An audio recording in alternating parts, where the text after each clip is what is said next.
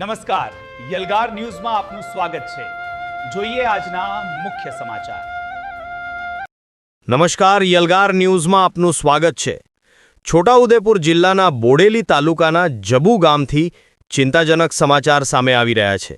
જબુ ગામમાં ચાલી રહેલા તળાવ ખોદકામના મુદ્દે સ્થાનિક ગ્રામજનો અને પ્રજાપતિ સમાજમાં ભારે આક્રોશ જોવા મળી રહ્યો છે।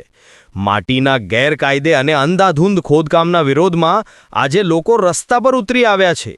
વહીવટી તંત્રને આવેદનપત્ર આપીને ચીમકી ઉચ્ચારવામાં આવી છે કે જો ન્યાય નહીં મળે તો ગ્રામજનો આત્મવિલોપન કરવા પણ મજબૂર બનશે।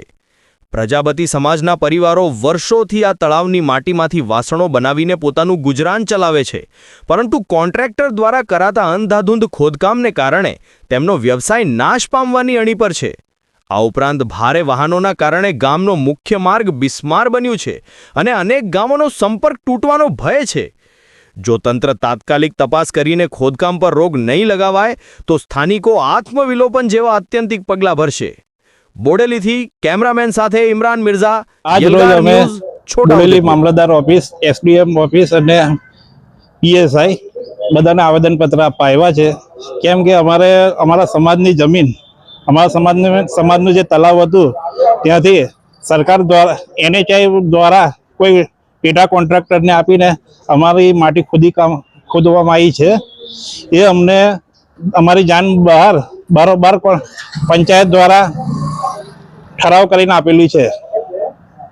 જ્યારે અમને જ્યારે ખબર પડી કે અમારી માટી ત્યાંથી ખોદકામ થઈ ગયું છે તો અમે ત્યાં બંધ કરાવવા ગયા તો કોન્ટ્રાક્ટર દ્વારા અમારી પર દાદાગીરી કરવામાં આવી। અમને કહે છે કે તમને પુરાઈ દઈશું, તમને એમ કરાવી દઈશું, એ બધી ધમકીઓ આપે છે અમને। એટલે અમે સરકારશ્રીમાં આવેદનપત્ર અપાયા છે અને અમને હવે એક જ ન્યાય જોઈએ છે કે અમારી જે માટી ખોદી ગયા છે એ અમને પાછી ત્યાં પુરાણ કરી આપે તો સરકારશ્રીને નમ્ર વિનંતી છે। નહીં તો અમે ગાંધી ચિંધ્ય માર્ગ અપનાવીશું, નહીં તો આત્મવિલોપનની ચીમકી કરીશું। માટી ખોદવાથી અમારો જે વર્ષોથી બાપ દાદાને જે 100 વર્ષથી ધંધો કરતા આવ્યા છે એમનો ધંધો હવે બંધ થવાના આવી ગયો છે। કેમ કે માટી નહીં મળે તો આ લોકોનો જીવન નિર્વાહ કેવી રીતે કરીશું અમે અમારું?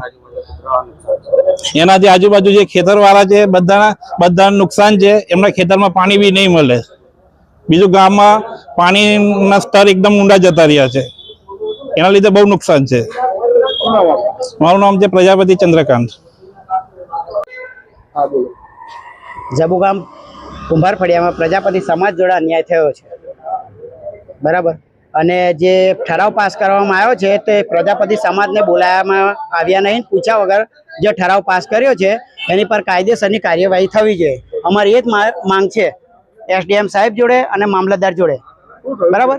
અને પૂછ્યા વગર ઠરાવ પાસ કરીને રાતોરાત આગળ રાત દાડો ખનન ચાલુ છે અને જે જથ્થા કરતાં વધારે ખોદકામ કરેલું છે આ લોકોએ।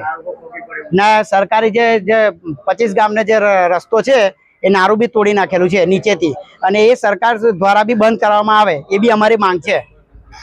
બસ આજે અમે પ્રાંત સાહેબને આપ્યું આવેદનપત્ર અને મામલતદાર સાહેબને આપ્યું। અને આજુબાજુ ખેતરવાળાને બી નુકસાન છે, તળાવના પાળને જે આરસીસી કરેલું છે પગથિયા છે તેનો નુકસાન છે।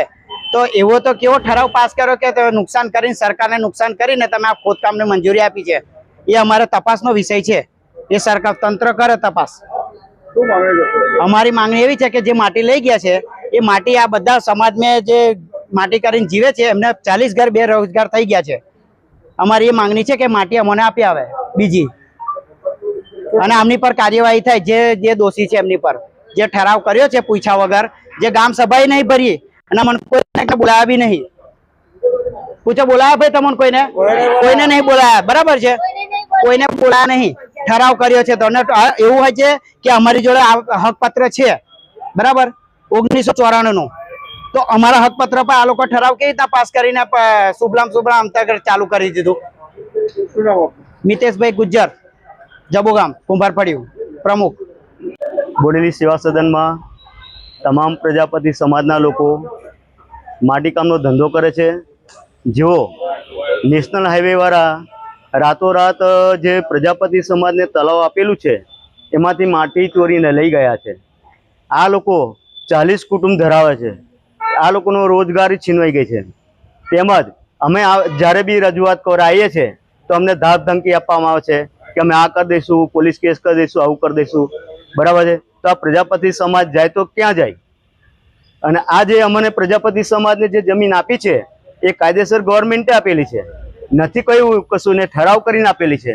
જ્યારે સરકારને જરૂર પડે કંઈ બાંધકામ કરવાની જરૂર પડે તો લઈ શકે છે, પણ અમે સામે પાછી જમીન આપી શકે છે. એટલે આ લોકો જ્યારે અમને ધાક ધમકી આપીને આ બધું જે ખોટું કાર્યવાહી કરી રહ્યા છે તે ખોટી છે. આ લોકોને ન્યાય મળવો જોઈએ, કાયદેસર ન્યાય મળવો જોઈએ. અમે બધે જ આવેદનપત્ર આપવાના છે અને આપીશું. અમે અત્યારે જે મામલતદાર કચેરીમાં આપ્યું છે, હવે પોલીસ સ્ટેશનમાં આપવા જઈએ છીએ અને એસડીએમ સાહેબને આપવા જઈએ છીએ. અમારે તો એ જ છે કે અમારી માટી જોઈએ, અમારા પરિવારને કોઈ પાલવશે? ચાલો વિચાર કરો, અત્યારે બધી જગ્યાએ 40 ઘર બેકાર છે અને 20,000માં તો કોઈનું પેટ બી નહીં રડાતું સાહેબ. અત્યારે આ લોકો સવારમાં માટલા વેચવા જાય, માટી કામ કરે, માટી લાવવાની ક્યાંથી? માટી ક્યાંથી લાવવાની? આ માટીનું તલાવ તો બધું ખોદી નાખ્યું એમને, બીજા ગામ વાળા લેવા નહીં દેતા. તો અમે કરી તો શું કરીએ? એટલે અમારા પ્રજાપતિ સમાજને ન્યાય મળે, અમે એ જ આશા રાખીએ છીએ કે અમારી જોડે કોઈ ખોટું ના થાય, અમને અમારો ન્યાય મળવો જોઈએ. પ્રજાપતિ ભરત જ.